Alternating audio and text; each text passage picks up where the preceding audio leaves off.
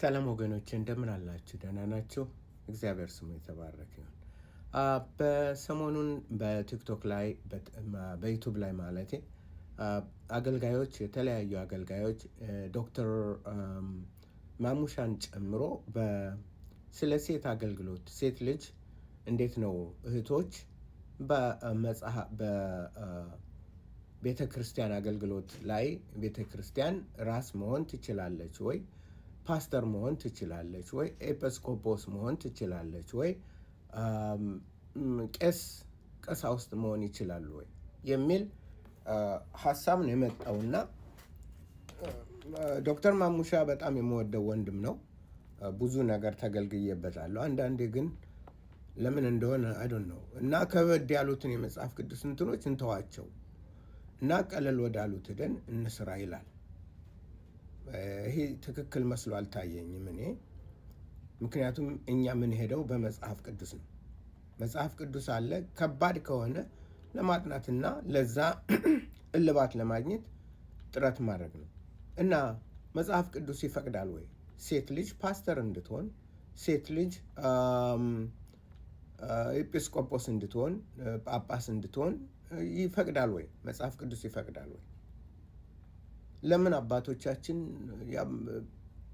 የቀደሙ እናቶቻችን ለምን ይህንን ኦፊስ ለምን እንትን አልተመኙትም? ለምን አልፈለጉትም? ወይስ አንፈልግም ብለው ነው ወይስ ምንድን ነው? ስለዚህ እኛ መረጃችን መጽሐፍ ቅዱስ ነው። አሁን ጀምሮ ሰፋ ባለ መጽሐፍ ቅዱስን በመመልከት ሰፋ ያለ መጽሐፍ ቅዱሳዊ ትንታኔ ለመስጠት ሙከራ አደርጋለሁ። ከዘፍጥረት ጀምሮ እስከ ራእይ ባለው መጽሐፍ ቅዱስ የሴቶች አገልግሎት ምንድን ነው? ቦታቸው የት ነው?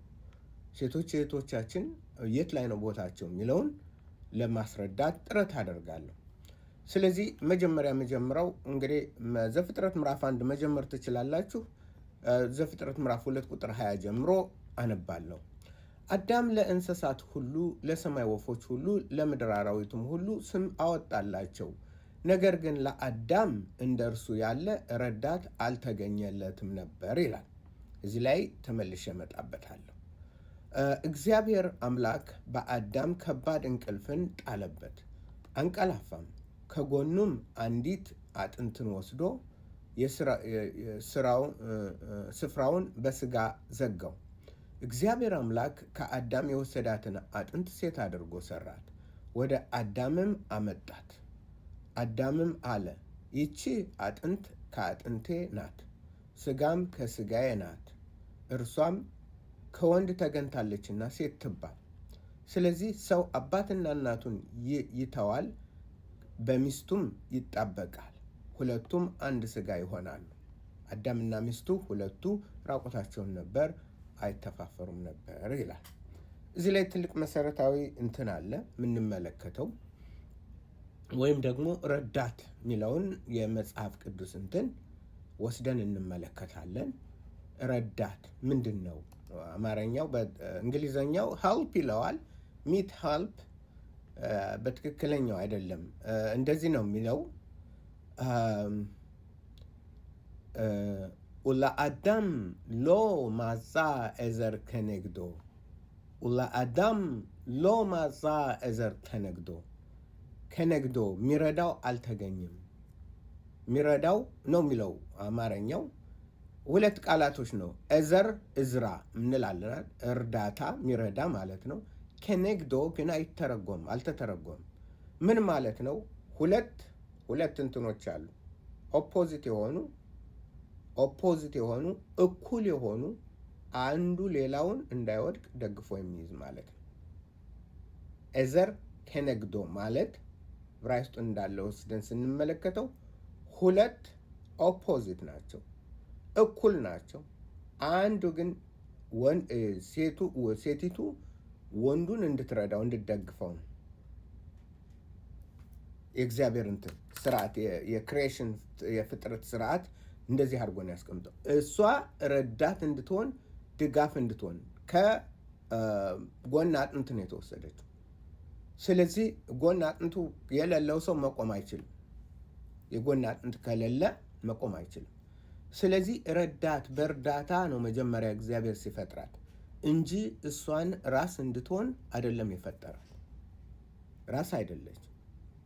ስለዚህ የምትረዳው የምትደግፈው በሁሉ አዳምን ከብቸኝነቱ ከሁለንተናው ባዶ ነው። አዳም ያለ ሴት ባዶ ነው። ስለዚህ የምትረዳው የምትደግፈው እሱነን በስራው በአገልግሎቱ ሁሉ በማንኛውም ሁሉ የምትረዳው ረዳት እሷ ናት የተፈጠረችለት። ኤዘር ከነግዶ በተለይ ዕብራይስጥ ጥንት የምትሉ እስራኤላውያን ይሄ በደንብ ይገባቸዋል። ለምን? የቋንቋው ችግር ስላለበት ነው። እና ሴት የተፈጠረችው ከአዳም ነው የተወሰደችው። ደግሞም ለምንድን ነው? እግዚአብሔር አለ ትረዳው ዘንድ ነው፣ ትደግፈው ዘንድ ነው። በማንኛውም ነገር በህይወቱ ወደፊት በሚኖረው የወንድ ደጋፊ ሴት ናት። የመደገፍ ስራ ታንሳለች ነው? አታንስም። እኩል ነው። ከነግዶ የሚለው እኩል ነው። ፊት ለፊት ማለት ነው። ፊት ለፊት የሆነው ልክ ይሄ የሴት ቢሆን ይሄ ወንድ ቢሆን እንደዚሁ ነው። ስለዚህ ወንዱ ምን ሆኗል? ተደግፏል ማለት ነው። ድጋፍ አለው ማለት ነው።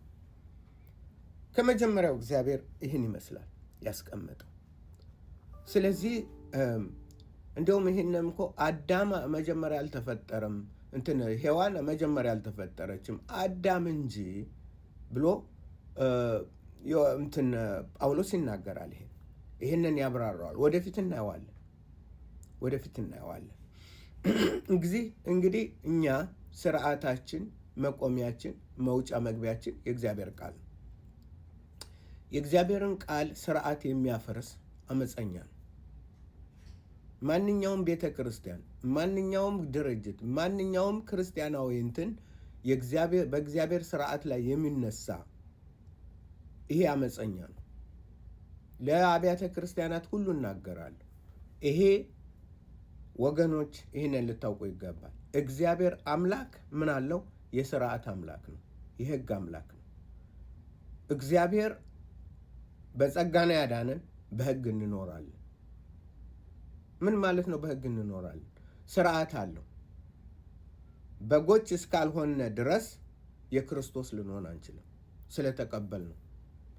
ነገር ግን በጎቼ ድምፄን ይሰማሉ እንዳለው ወደ በግነት ክርስቶስን ለመስማት እግዚአብሔር እኮ ከአይሁዳውያን ጋርም የነበረው ትልቁ ይሄ ነው። አንሰማም የሚል አመፀኛ ነው። አይሁዳውያን ያን ነው አመፃቸው። እኛ ስለዘመርንለት ልክ አሁን ምንድን ይመስላችኋል? እኛም ልክ እንዘምራለን፣ ሃሌሉያ፣ ሃሎ ሃሎ ሃሎ እንላለን፣ እንጮሃለን። በዛ ምክንያት የእግዚአብሔርን ፌቨር የእግዚአብሔርን ምሕረት እናንተን ያገኘን ይመስለናል ነው። በፍጹም እግዚአብሔር እንዲህ ይላል። ስሙ፣ እግዚአብሔር እንዲህ ይላል፣ ሰማይ ዙፋኔ ነው፣ ምድርም የእግሬ መረገጫ ናት። የምትሰሩልኝ ቤት ምን አይነት ነው? የማርፍበት ስፍራ ነው። እነዚህ ሁሉ እጄ ሰርታለችና እነዚህ ሁሉ የኔ ናቸው ይላል እግዚአብሔር። ነገር ግን ወደ ትሁት መንፈሱም ወደ ተሰበረ በቃሌም ወደሚንቀጠቀጥ ሰው እመለከታለሁ። ነገር ግን መንፈሱ ወደ ተሰበረ ትሁት ወደሆነ በቃሌም ወደሚንቀጠቀጥ እመለከታለሁ ይላል። በሬን የሚያርድልኝ ሰውን እንደሚገድል ነው። ጠቦትንም የሚሰዋ የውሻንም አንገት እንደሚሰብር ነው። የእህልንም ቁርባን የሚያቀርብ የእሪያን ደም እንደሚያቀርብ ነው። ስለዚህ እግዚአብሔር ከእኛ አይደለም የሚፈልገው፣ እግዚአብሔር እንድንሰማው ነው የሚፈልገው። እዚህ ሁሉ የምናገኘው ምንድን ነው? እግዚአብሔርን መስማት ነው። የእግዚአብሔርን ቃል ማንበብ፣ ማድመጥ፣ በዛ መኖር ነው እንጂ በጋጠ ወጥነት ፌሚኒስት ተብለው የአሜሪካን የገደለ የፌሚኒስት በዛ ውስጥ ገብተን ልንወሰድ አይገባም። ሴት ልጅ አገልግሎት አላት፣ ቦታ አላት። የትም ወንድ የሌለው ወንድ የማይሰጠው ለሴት የተሰጣል እናያለን። እሱ ወንድ ያልተሰጠው ለሴት ልጅ የተሰጣት ትልቅ አገልግሎት አለ።